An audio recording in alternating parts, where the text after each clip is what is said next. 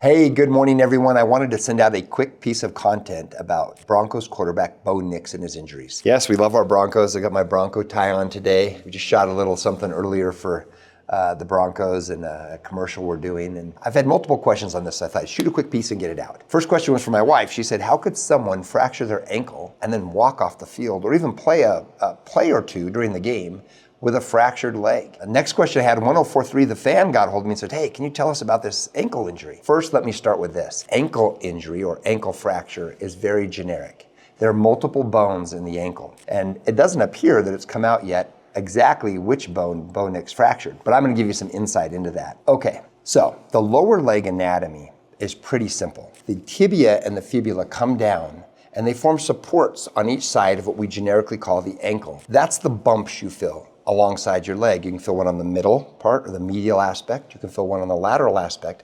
And there's actually one on the posterior aspect back towards the heel. These bumps are basically called malleoli. The malleoli come down and they support the ankle. Now, it's easy to fracture a malleoli. And if you fracture one, then the ankle itself can become unstable. So the question becomes here, and one of the first things is that what Bo Nix fractured? Well, I can tell you there are 3 malleoli there, and there's only one other major structure, and that's the Achilles tendon that comes around and hooks to the calcaneus, or to the heel. And that can pull off sometimes, and they'll call it a fracture, but it's not really a fracture. I doubt that's what Bo Nix suffered. Most likely, he suffered a fracture of one of those bumps you filled called the malleoli that offer that support to the ankle. Now, here's a critical part. The tibia is the bigger bone in the lower leg. That's the shin bone. It bears about 85% of all of our body's weight going down into the leg. So most fractures that involve the malleoli that's part of the tibia are very painful, difficult to walk on, certainly to run on, and most definitely to jump on. The fibula, which is the smaller bone in the lower leg, it forms the lateral bump, the outside bump on our ankle. That malleoli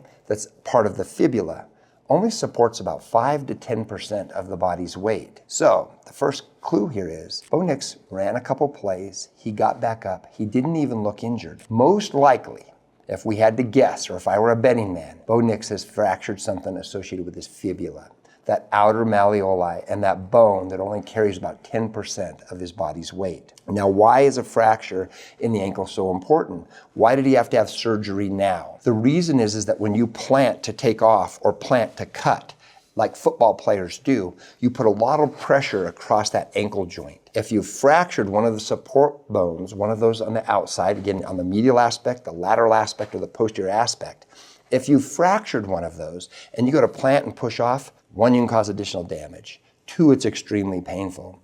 And 3, now you can start to injure more ligaments, more of the surrounding structures. So it's important that you immediately get that fixed and stabilized. And that leads me to what they do.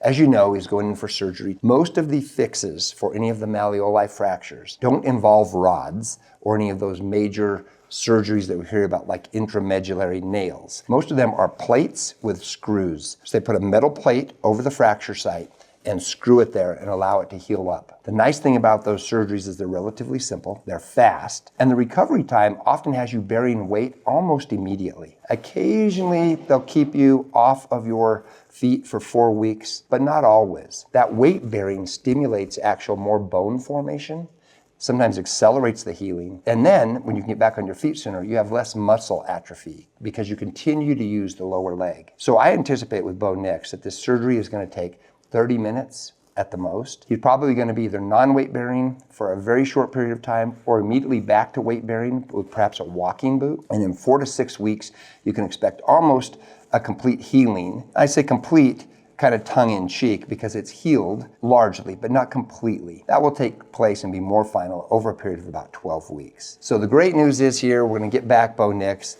Should not affect his future or his next year. I think he's going to do excellent. And in the meantime, we have another excellent quarterback in Stidham to take over the reins while Bo's healing up. So there's my take on the Broncos' Bo Nix's injury. Here's what you're likely to learn in the days to come. And again, thankfully, this is something that Bo will be back in full force from. Go Broncos!